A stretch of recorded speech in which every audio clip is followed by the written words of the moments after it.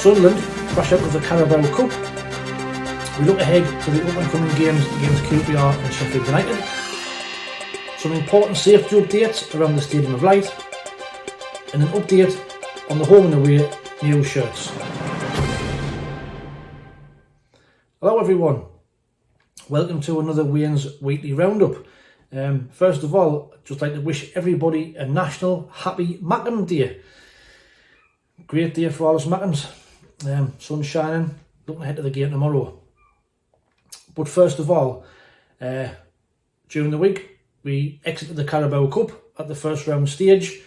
Alex Neil completely changed his full 11. Was it a good move, was it not?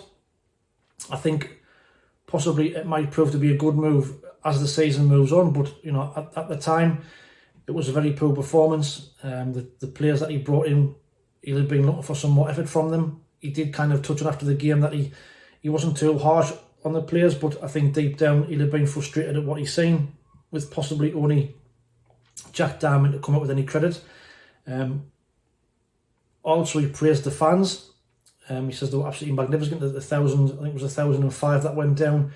Absolutely tremendous. Sang for the full 90 minutes. So, a bit of a shame for all them fans who travelled down there for that performance at the scene. But I think, all in all, it might prove to be a blessing in disguise as we move through the season.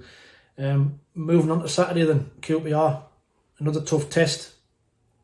Going to be another hard game, physical game. They've started the season quite well. They have got a few injury doubts ahead of the game. They have got, I think it's George Thomas, Luke Amos, and former Sunderland player Jake Clark-Salter, who are all out injured. I think they've won one and lost one at the start of the season. But all in all, they're going to have a good side. They've got Lyndon Dykes up front as well. You know, he's a decent centre forward, big, strong, physical. So hopefully our defenders can keep him out. We've got no injury problems around the game. Everybody, well, let's say you rested the full 11 against Sheffield Wednesday, so everybody's fit and available for Saturday. I think you'll keep the same team as Bristol City. I think he might still go for the two up front with the Sims. Looking forward to seeing him on his home debut. Just some stats around the game. Since 1993, we've played them 16 times. We've won 7, drew 5 and lost 4. At home, we've played 8. We've won 3, drew 4 and lost 1.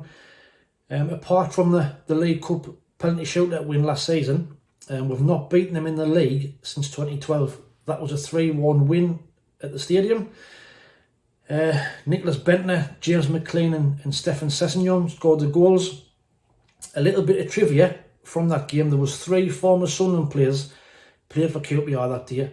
One of them got sent off. So, can you name the 3 former Sunderland players who played for QPR that day? Drop them in the comments. We've also got a game during the week on Wednesday. Sheffield United. It is on live on Sky. It is a 7:45 kickoff. But for anybody travelling down to the game, keep an eye on the description. There'll be an away day guide dropped into there, just to give you an idea of pubs and parking and what have you, like we did for the Bristol City game. So that will be in the description on the video. So more stats around them. Again, since 1993, we've played them 16 times, won 8, drew 3 and lost 5. At Bramall Lane, not so good. Played 8, won 2, drew 2 and lost 4. The last time we beat them at Bramall Lane was in 2003. It was a 1-0 win. Julio Water got sent off in that game with 5 minutes left, and Kevin Kyle scored the goal. So you can see how long ago that was. So hopefully we can kind of put that record right. I think it's going to be possibly our toughest test of the season against them. So hopefully we can get a good result on Saturday, which will help us then kick on against them on Wednesday in front of the Sky cameras. Some important safety updates then ahead of the game on Saturday. So the club have actually put out a statement this morning regarding some safety measures implemented for the game. So I'm going to read them out now. So the North Stand. So commencing from Saturday's fixture versus Queen's Park Rangers, away supporters will be subject to enhanced searches and checks upon entering the Stadium of Light. Additional training has been undertaken with stewards located in the North Stand following the club's opening game of the season, and supporters located in the North Stand lower are advised that an increased stewarding capacity in the North Stand upper will be in place from the weekend. The safety of all fans at the Stadium of Light remains an absolute priority, and the club continues to explore a range of further measures with further operational changes subject to regulatory approval. The Roker End.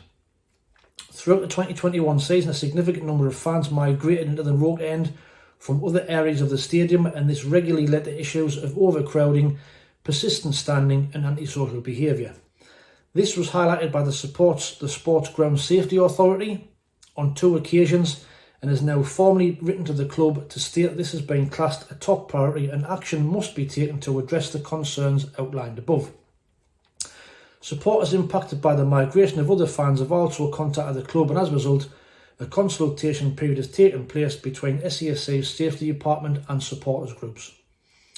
It is agreed that a long-term plan is the best approach to achieve a lasting solution, but some new measures are set to be introduced immediately ahead of the weekend's fixture versus QPR.